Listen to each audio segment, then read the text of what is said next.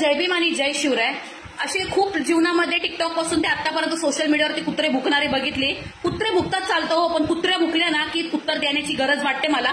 एक मुलगी आहे, ठीक आहे, पहिलं तर तुम्हाला मी तिची लाईव्ह व्हिडिओ दाखवे. मला तिचं नाव घेण्याची पण ती त्या लायकीची नाहीये. ती आपल्या समाजाबद्दल इतकं घाण बोलते तिच्या लाईव्ह वरती जाऊन की तुम्ही ऐकलत ना तरी तुमच्या अंगावरती शारा उठेल. इतकं घाण पद्धतीने ती बोलते. तर पहिलं तुम्ही हा व्हिडिओ बघा, लाईव्ह व्हिडिओ तिचा, जो मी स्वतः कॅप्चर केलाय तिच्या लाईव्ह वरती जाऊन. नाही, त्याच्यामुळे असल्यांना ठेचून मारलं पाहिजे आणि लवकरच तो दिवस येईल ज्या दिवशी आपण यांना ठेचायला सुरुवात करायची. आता भेटतील तिथे ह्यांना आहे ना मुळापासून ठेचायचं रक्त निघेपर्यंत. त्या सुरुवात करा. भेटतील तिथे खानदारा सकट ठेचा यांना. आणि बायका पोरं काही नाही बघायची.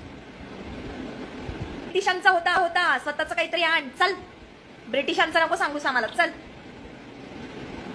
मला हे कळत नाही, भीक मागायला रिचार्ज तरी कोण देतंय? मला हेच नाही कळतंय. त्या भीक मागायला रिचार्ज तरी कोण देते इंटरनेट वापरायला? कोण आहे ती लोक? मला तर वाटतं जसं की ज्या ज्यांना ना फंडिंग होते ना तशी ह्यांना इंटरनेटची फंडिंग होते वाटतं.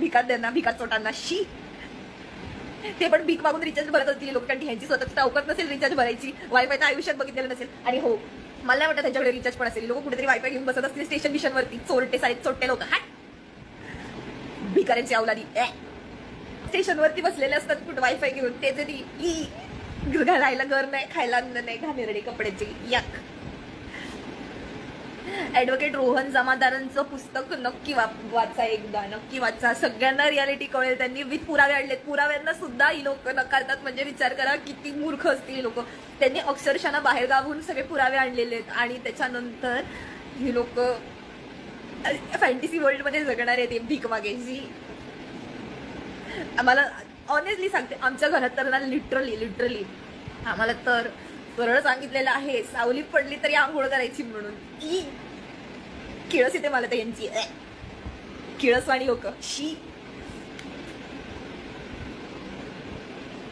इथे लाईनला तरी मला किळस येते. कसे घाणेरडे राहतात कुठे कुठे झोपडपट्टीमध्ये. बायका तर किती घाण शिव्या घालतात त्यांच्या. आणि मॅक्सीवर करून मशिरी घासत भांडण करायला येतात. आणि घरात इतकं घाण शिव्या देतात आणि त्यांच्या घरात इतकं घाणवास येत असतो. कधी त्यांच्या असं घराच्या जवळ जरी पास झालो ना, इतकं घाणवास येतो. काय खात असतात काय माहिती? शिजवून शी मेलेली घुसबीस खातात तर काय माहिती. खूप घाण वास येतो. आणि ना, आणि मेन म्हणजे आमच्या इकडे ना आम्ही सोमवारचं मंदिराजवळ प्रसादाचं आम्ही आयोजन करतो ना, सोमवार असतं तेव्हा. तर आता आम्हाला माहिती आहे की कोण आहे कोण काय.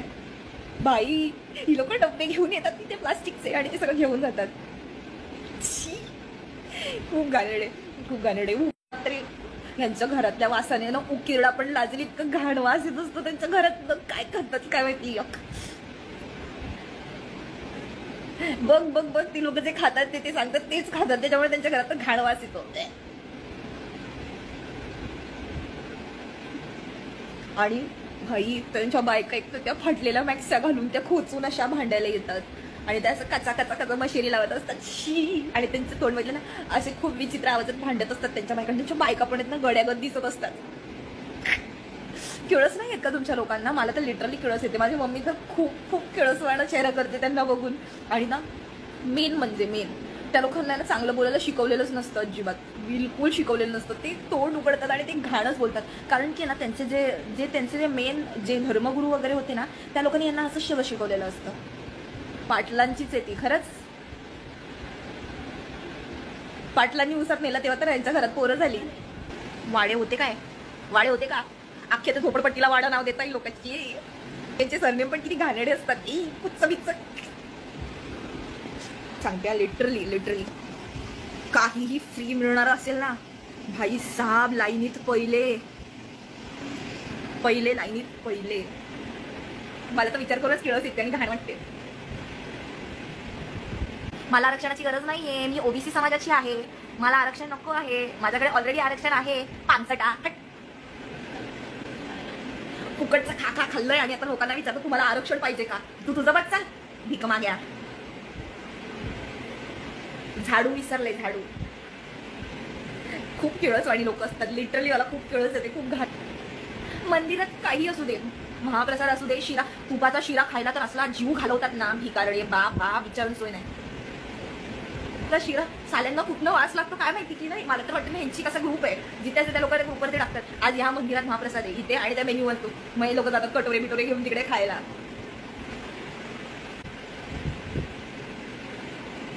आणि लिटरली तुम्ही कधी पण त्यांच्या घराच्या समोर असे पास झाले ना, त्यांच्या घरात खूप घाणेरडा वास येत असतो. काय मला तर वाटतं ना, ती लोक मेलेली घुसबीस खात असतात. शी.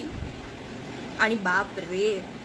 आणि जस्ट तुपाचा शिरा, येस तुपाच्या शिऱ्याचा वास आला ना, असं नुसतं पडत येतात धुमडाला बाई लावून खायला, कचा कचा खातात. किती भीक मागे असतात रे. अरे मला आरक्षणाची गरज नाहीये. अरे मी ओबीसी वाली आहे, मी हिंदू आगरी आहे, ओबीसी वाली आहे. कशाला मला आरक्षण देताय अजून? अच्छा तुमची इच्छा असेल तर आम्हाला अजून आरक्षण देऊ शकता.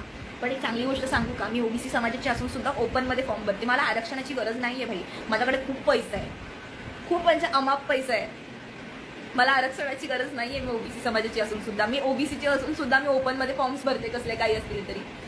एक इन्फ्लुएन्सर श्रद्धा तर बोललीच होती ना, की कुत्र्यांच्या शर्यतीत पळावं लागतंय म्हणून. ऐक ना, ते ना जेवायला ये हा.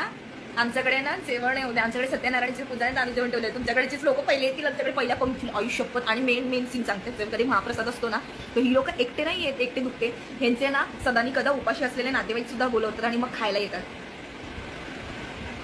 लय भीक मागे राव, लय भीक मागे. जय श्रीराम, जय हिंदू राष्ट्र, जय जिजाऊ, जय शिवराय, जय शंभूराजे. तर तुम्ही लोकांनी व्हिडिओ बघितलाच असेल की कशा प्रकारे ही मुलगी आपल्या समाजाबाबतीत बोलत आहे. तर माझ्या प्रत्येक समाज बांधवांना एकच सांगणं आहे की जितकं होईल तितक्या फालतू मुलीला आहे ना, तुम्ही जितकं होईल तितकं ना शेअर करा, जितकं होईल तितकं ना हिच्यावरती तुमच्या शहरातून तुम्ही गुन्हे दाखल करा. कारण मी आपल्या जातीबद्दल बोलले, आपल्या झाडूचे जे तिने ऍक्शन केले, आपल्या लोकांना किळस म्हणते, आपल्या लोकांना नको ते बोलते. तिचे घरचे सुद्धा हिला सपोर्टेड आहेत. तर भावांनो आणि बहिणींनो, माझ्या समाजातल्या प्रत्येक बांधवांना मला एकच सांगायचं आहे की उठा. इथेच अशा लोकांना ना इथेच आपण मारलं पाहिजे याची पद्धतशीर. कारण हिच्यासारखे जर असे अनेक पैदा होतील गेले ना, तर असे पैदा झाले नाही पाहिजेत. त्यामुळे ना आता काहीतरी आपल्याला ऍक्शन घ्यायलाच लागणार. हिला दाखवून देऊ की आपला समाज नक्की काय आहे. आणि 2 शब्द पोरे तुझ्यासाठी. तुझी लायकी आहे ना, लायकी तुझ्या शब्दावरून आणि तुझ्या विचारावरून कळली. तुझ्या घरच्यांनी तुला काय शिकवण दिले ना, हे तू तुझ्या शब्दावरून दाखवलं. जे स्वतःची लाल आणि दुनियाची घाण करतं ना, ते कुठल्या लायकीचा माणूस असतं ना, हे क्लिअर दिसून येतं. एवढं लक्षात ठेव. आणि तुझे बोलतेस ना, एक लक्षात ठेव, तुला कळेल आता की जयभीम समाज काय. आणि तुला जर आमचा किळस आला असता ना ग कुत्रे, तर तू आहे ना आमचं लाईव्ह वरती ना नको ते येऊन बोलली नसते आमच्याबद्दल, नाव पण घेतलं नसतं. पण तू ज्या व्यक्ती लोकांबद्दल तुला किळस येतो ना, त्यांच्याबद्दलच तू बोलते. जर 2 व्यक्ती तुला चुकीचं बोलते ना, तर त्याच्या समाजावरती बोलायचा तुला अधिकार कोणी दिलेला नाही. आणि काय ग, तू आम्हाला भिकारी बोलते म्हणजे ज्या शिक्षणाचा ज्या पैशाचा तू माज दाखवते ना, ते तुला आता समजेल की पैसा काय असतो आणि काय नाही ते. श्रीमंती मनात आणि विचारात असली पाहिजे, तुझ्यासारख्या घटारात तोंडाकडे आणि विचाराकडे नसली पाहिजे. तुला कळेल आता की जयभीमवाले काय आहे आणि किळस काय असतो ना, हे मी तुला दाखवते.